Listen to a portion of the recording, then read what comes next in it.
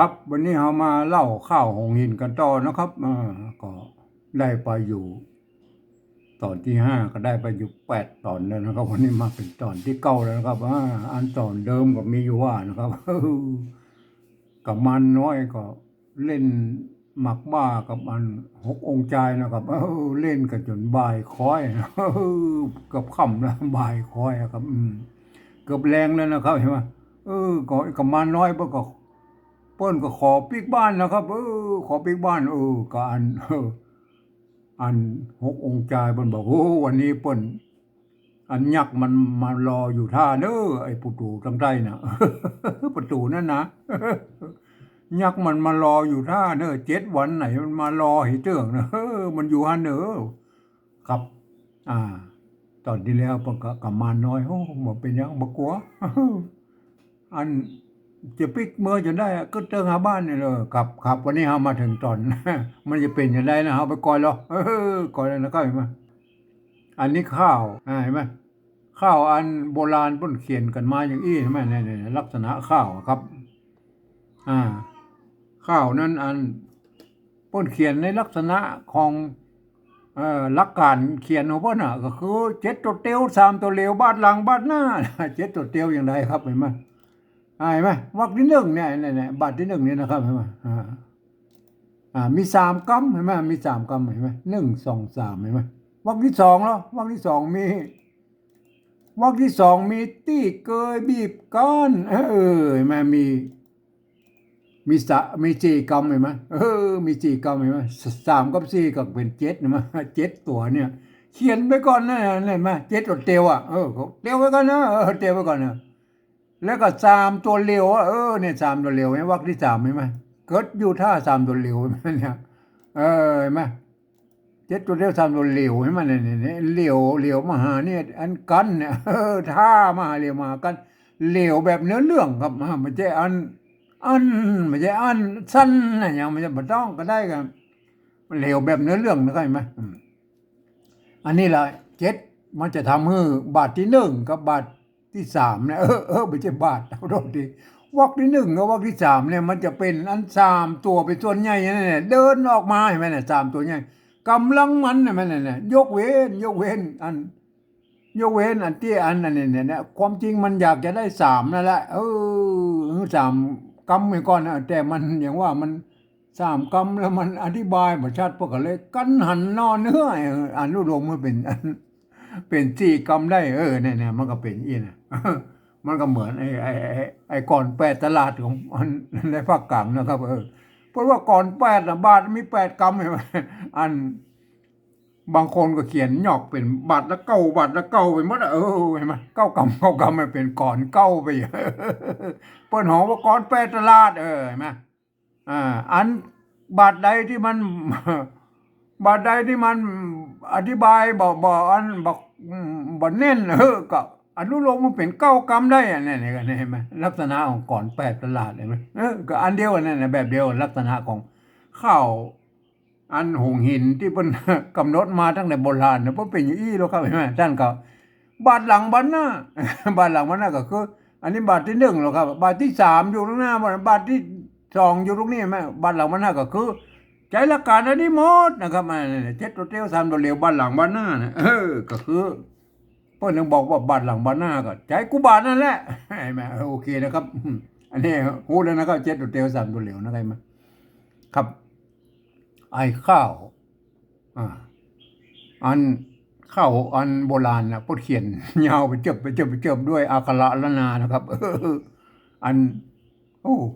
กว่าจะมาอันเนี่ยปริวัติออกมาเป็นภาษาละนาภาษาเอาภาษาไทยมาเขียนนะเป็นภาษาละนาสำเนียงเชียงใหม่ใจยวนได้แม่อันก็ก็ถอดออกมาแล้วนะครับเห็นไหมถอดมากำตัวแล้วก็มันแล้วก็มันแยงกวายแล้วมันเป็นได้มันได้อยู่3 บาทครับสรุปแล้วมันเหมือนกันแล้วมันก็จัดได้อยู่3 บาทนะครับข้าวมันจะมี3 บาทยกเว้นเพิ่นเอายกลงบาทเหมือนแต่ว่านี่ผมอธิบายให้ไปพอแล้วยกลงบาทให้มันก็ยกไปก็เหลือบาทเดียวโอเคนะครับถ้าปกติแล้วมันจะ1 บทน้อยเนี่ยบทน้อยมันจะมีอยู่3 บาทนะครับเห็นไหมบทต่อไปก็มี3 บาทนี่มันก็เป็นอย่างนี้เห็นไหม ของของเปิ้นหน่อยโอเคนะครับแต่แต่ละบาทนั่นน่ะแต่ละบาทนั้นเปิ้นกำหนดไว้นะครับแม่เห็นไหมเปิ้นกำหนดไว้อันตายวรรคอันที่หนึ่งเนี่ยเปิ้นจะลงด้วยเสียงสามัญนะนี่ตายวรรค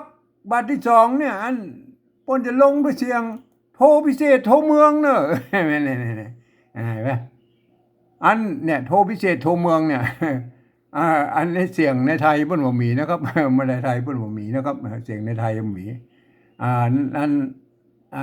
อันนี้เป็นเสียงของไต้หวันเชียงใหม่โดยเฉพาะแล้วก็หันถ้ามันเจ้าเห็นไหมเนี่ยมันเป็นอย่างนี้อันนั้นเนี่ยไต้ลื้อเพิ่นก็บ่ได้ออกเสียงนี้นะครับหันนี่เพิ่นออก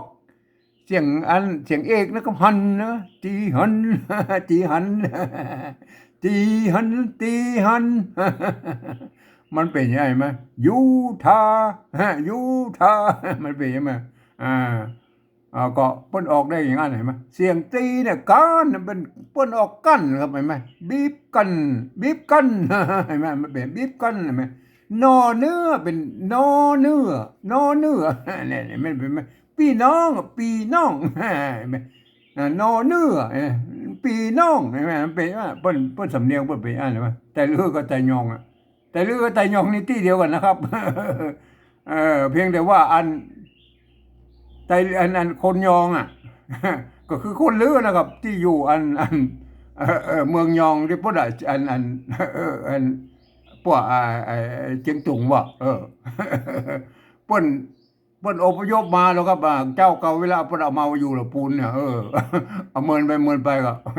ก็ห้องว่าคนยองเนี่ยความจริงก็เป็นคนลือนะครับไต้ลือนั่นแหละครับครับสำเนียงเปิ้นอันเดียวกันนะครับเพียงแต่ว่ามันไต้ลืออันไต้ยองเพิ่นมาอยู่เมินนะครับ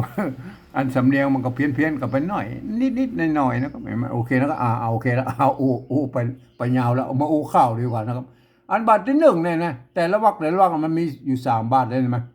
แต่ละบาทมีอยู่4วรรคเลยมั้ยวรรคที่1ของบาทที่1เนี่ยเพิ่นลงด้วยเนี่ยเพิ่นจะลงด้วยเสียงอันสามัญหรือจัตวานะครับเห็นมั้ยท่านก็ไปดูนะครับเห็นมั้ยอันเนี้ย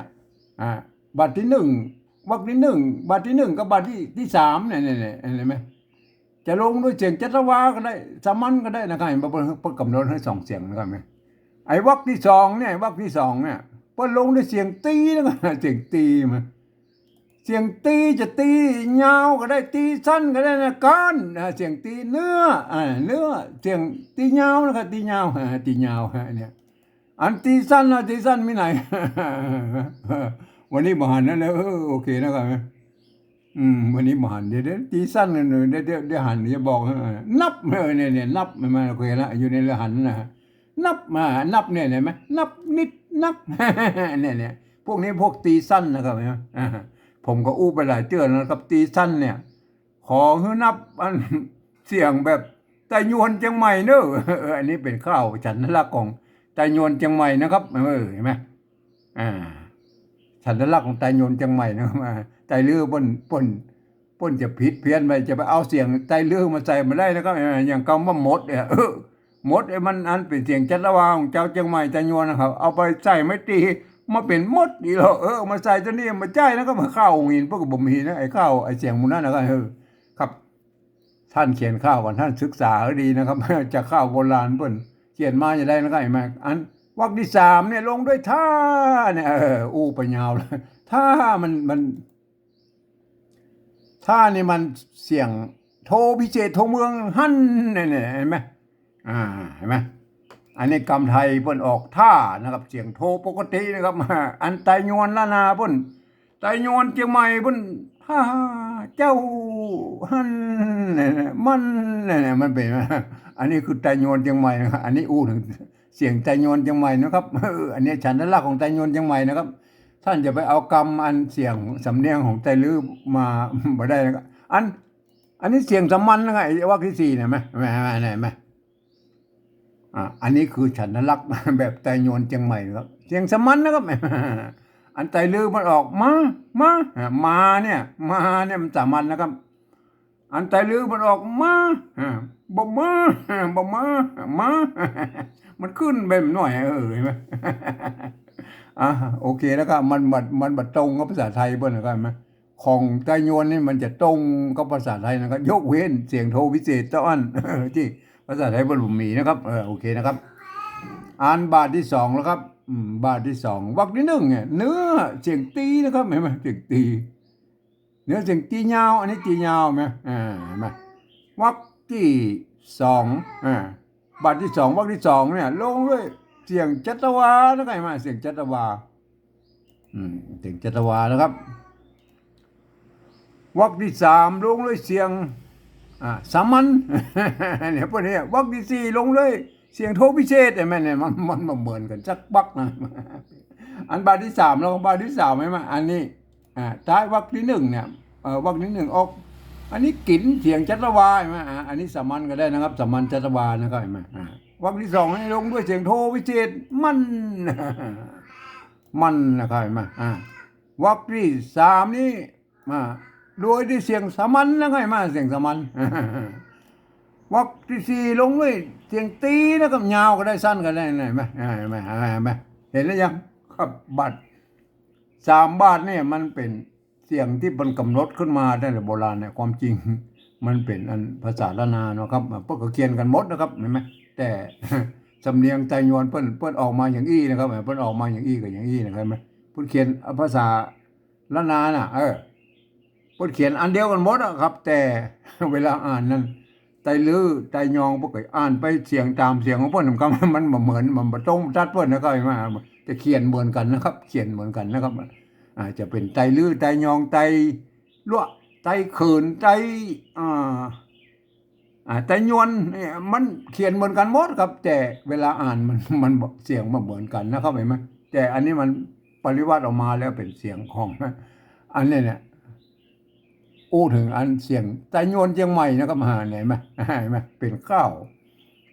อันแบบของไตยวนเชียงใหม่นะครับเห็นไหมโอเคนะครับเอาแค่3 บาทนี่ก็พอนะครับเห็นไหมอันเอามาถึงการสัมผัสด้วยนะครับข้าวเนี่ยมันมีอยู่3 บาทนะครับเห็นไหมระหว่างบาท1 บาท 2 บาท 3เนี่ยเพื่อเอาใต้วรรคนะครับใต้วรรคเห็นไหมมาเนี่ยเห็นไหมมาสัมผัสครับ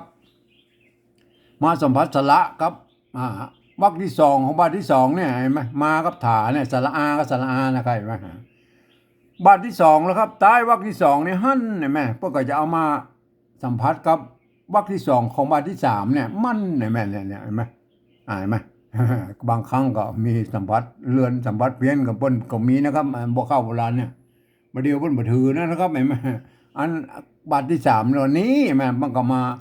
สัมผัสกับจีเห็นไหมสัมผัสกับบาทที่1เนี่ยวรรคที่2เนี่ยเห็นไหมมันเป็นยังไงอันนี้คือระหว่างบาทมันจะต้องเป็นอย่างนี้ไปตลอดมันจะก้องมันไปตลอดแล้วครับเห็นไหมแต่การนั้นสัมพันธ์ก็คือการสัมผัสระหว่างวรรคในวรรคเนี่ยมันก็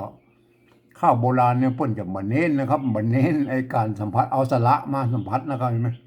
เปิ้นจะเน้นเนื้อเรื่องไปส่วนใหญ่นะครับยกเว้นเป็นบางจุดนะครับที่เปิ้นเอาสระมา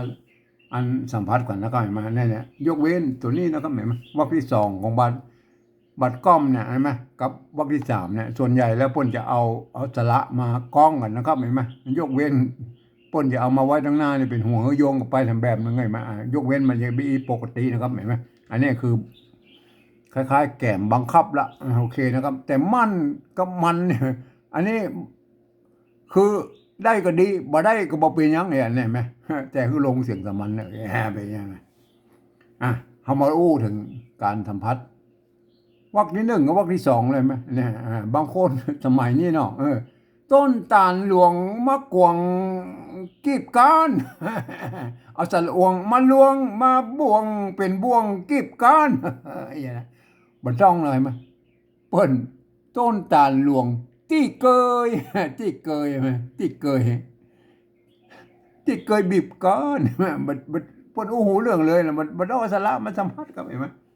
วรรคที่บาทที่2นี่แล้วหันนอนเนื้อโพธิสัทธาไม่จำเป็นจะต้องเอาอันกำมันนอเนื้อ เป็นเจื้อศรัทธา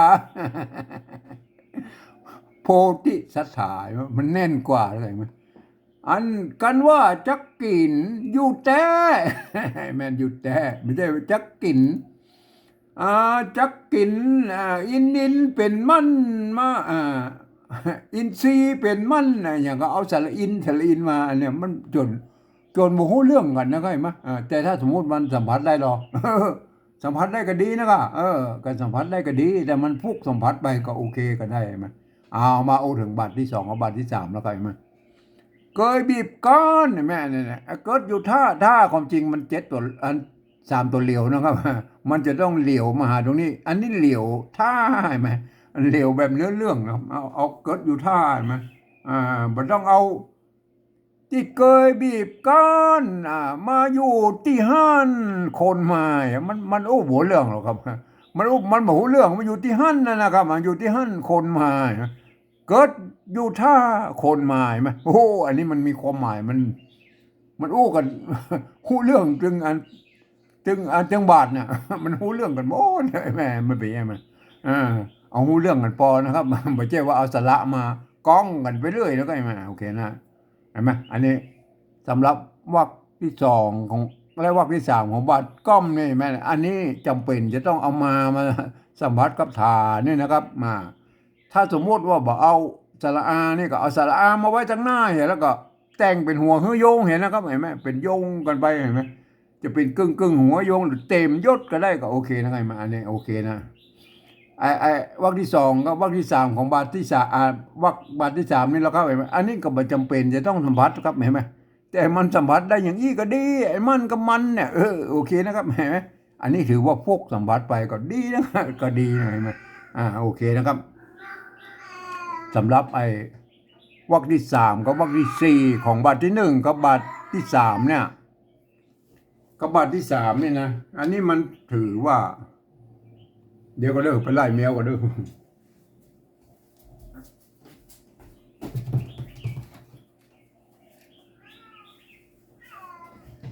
โทษทีครับไล่แมว มันห้องหนวกหู โทษทีนะครับเห็นมั้ยถึงไหนล่ะ ในวรรคที่3กับวรรคที่4ของบาทที่1กับบาทที่3เนี่ยเมื่อ100 ปีที่แล้วนี่เพิ่นถือว่าเป็นวรรคเดียวกันนะครับ วรรคเดียวกันเห็นมั้ยบางครั้งพวกก็จะใช้สัมผัสในก็ได้อะไรมั้ยสัมผัสในสัมผัสใน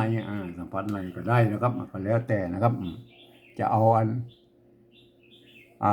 สระสัมผัสก็ได้จะเอา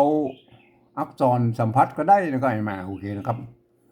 แต่วรรคที่3กับวรรคที่4ของบาทก้อมนี่บ่จำเป็นจะต้องสัมผัสกันนะครับด้วยสระนะครับเห็นมั้ยบ่จำเป็นยกเว้นเป็นหัวฮือโยงหรือปุ๊กสัมผัส โอเคนะครับเห็นมั้ยโอเคนะครับแต่อันที่เพิ่นเน้นนักเน้นหนานั่นที่จะให้มันเข้ามันม่วนนะก็คือเพิ่นจะใช้เอกทรงนะครับ เอกทรงเสียงตีเอกทรงเสียงโทพิเศษนะเข้าใจมั้ยแล้วก็กำกู้อักษรกู้ไม่ใช่คำกู้นะครับอักษรกู้เห็นมั้ยอักษรกู้แล้วก็สระกู้นี่มั้ยกำซ้ำม่วนเห็นมั้ยซ้ำไปซ้ำมาน่ะม่วนนั่นน่ะอันนั้นเพิ่นเน้นเขียนใส่นักๆแล้วมันจะม่วนไปเองนะแม่เป็นยังไงเอาเอกทรงเนี่ยนะอันแรกเลยมาต้นตาลเห็นมั้ยตอเนี่ยอักษรกู้นะครับเห็นมั้ยบีบกันนี่อันบีบกันบีบนี่มันเป็นอันไม่เอกเสียงเอกนะครับแม่เนี่ยไม่ใช่ไม่เอกเท่าเด้เสียงเอกนะครับบีบมันเสียงเอกครับมันมีไม้นะครับมันมีไม้บีบกันถึงตีมันแล้วก็อยู่ท่าเนี่ยอันนี้ไม่เอกเสียงเอกนะอยู่ส่งเสียงโทพิเศษอยู่ท่าเนี่ยเป็นมั้ยมีอักษรกู้แล้วนะครับเห็นมั้ยมีเอกทรงนะ3ตี้เลยแม่เนี่ย2ตี้เท่าเด้อันนี้เรา